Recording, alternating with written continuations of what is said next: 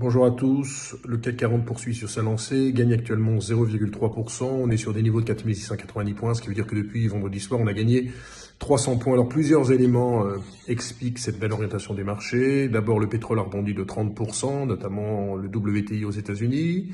Deuxièmement, on a vraiment de très bonnes nouvelles du côté de la tech américaine, avec notamment d'excellents résultats pour Alphabet, c'est la maison mère de Google, pour Facebook, qui a fait mieux que prévu en termes de chiffre d'affaires, et bien sûr pour Microsoft. La grande vedette qui a vu notamment ses ventes dans le cloud exploser et faire mieux que prévu.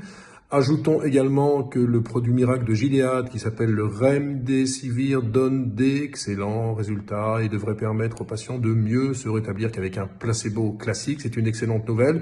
Ajoutons que la Fed va rester accommodante. C'était hier soir sa réunion, donc une Fed accommodante. La politique monétaire va rester accommodante.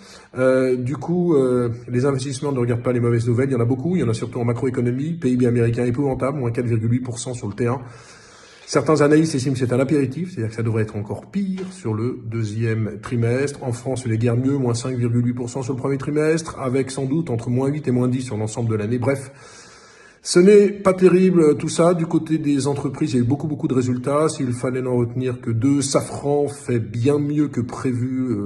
L'action gagne 7%, mais elle avait été maltraitée. Et puis, mauvaise nouvelle pour la Société Générale avec un très mauvais premier trimestre et une baisse de l'ordre de 5%. À noter qu'il y aura la réunion de la BCE tout à l'heure. Il ne devrait pas se passer grand-chose, si ce n'est qu'on attend au tournant Christine Lagarde en termes de discours.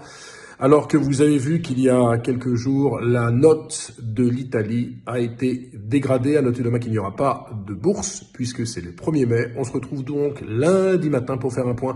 Attention quand même, parce que moi je ne suis pas très serein avec un CAC à 4700 points. Je sais que certains analystes chartistes estiment qu'on peut aller jusqu'à 5100. Mais vraiment, c'est assez dangereux pour l'instant, parce qu'il y a un décalage entre l'optimisme à la bourse et vraiment des résultats macroéconomiques qui sont catastrophiques. Très bonne journée à tous.